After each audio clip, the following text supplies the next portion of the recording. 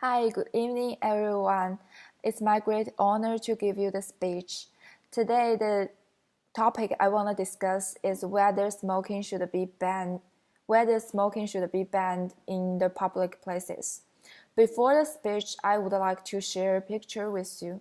The picture shows two different of lamps, one of which are smokers and the other is a non-smokers. It's a sharp contrast in the picture. The one of smokers is much darker and looks almost black, and the one of non-smokers is still red and looks healthy. From that, it's visible that nicotine does damage to human lungs. According to the data on U.S. Department of Health and Human Services, the number of lung cancer cases has increased every year.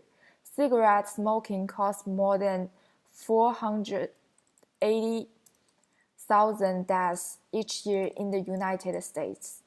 In another word, this means nearly 1 in 5 deaths. To our surprise, some of them even do not smoke. As statistics show, each year an estimated 7,330 adults died in lung cancer because of breathing secondhand smoke. Through investigations, it's found that at least one of their family members smoke. Obviously, smoking can affect the people who live in a smoking environment. Being considerate of people, smoking should be banned in public places. First, let us stand on the points of people who do not smoke. This policy can effectively reduce second-hand smoke. There are so many people in public places. When a person smokes, other person inhale second-hand smoke passively, which damages their health invisibly. I personally do not care what you do to your own body, although the educator in me would advise you to quit for your own good. I do care that your behavior affects the health of others. Unlike other self-indulgent behaviors like eating fast food or drinking alcohol in public, second-hand smoke is not inseparably linked to the participant. The negative effects of smoking in public carry over into other people's lives with the intangible, measurable, and sometimes permanent impact. However, eating fast food for every meal or excessive alcohol consumption is just like harmful to the individual. The negative impact on others is minimal. Some may argue that eating too much fast food may cause an earlier death and the associated increased cost of medical care is a burden on taxpayers. While probably it's true, but the link is weak, less immediately and less measurable than the one between secondhand smoke and health. In some special cases, secondhand smoking has severe effects on those with underlying conditions such as asthma and pregnant women, even some children. It's unfair for non-smokers to be sick due to secondhand smoke. Secondly, smoking is directly related to smokers' health. The second picture I want to share with you is this one.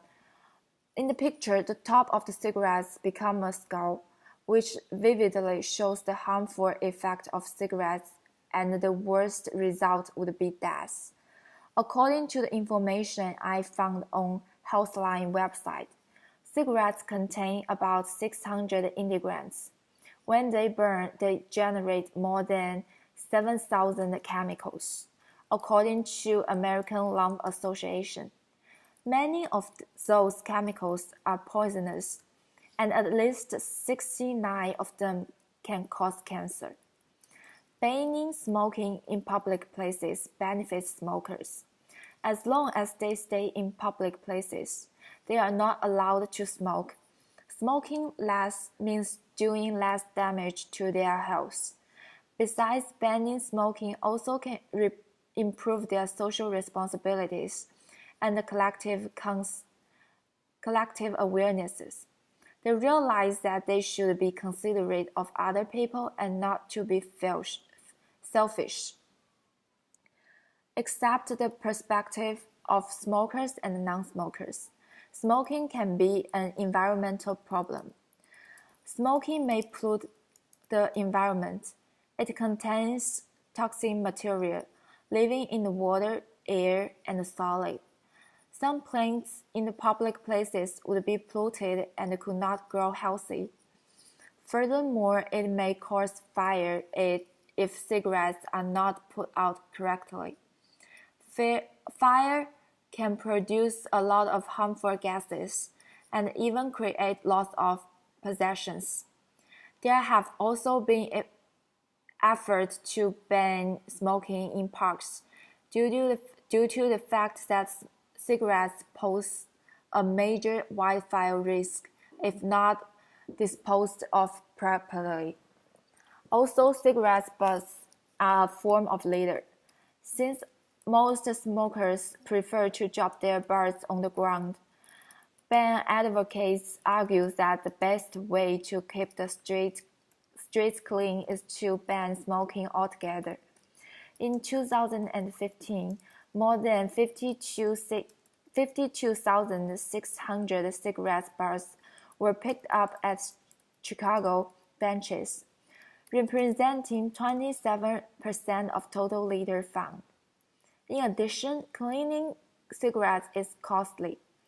Approximately 400 to 600 cigarette butts can fit into a bin, which costs about $280, according to London environmental charity Hubbub. Some people may think smoking is their own business, and they have rights and are ought to be free to choose whether smoke or not. However, smokers should be responsible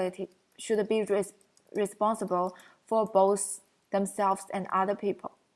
In a word, triple win situation will occur if a policy of banning smoking in public places is implemented.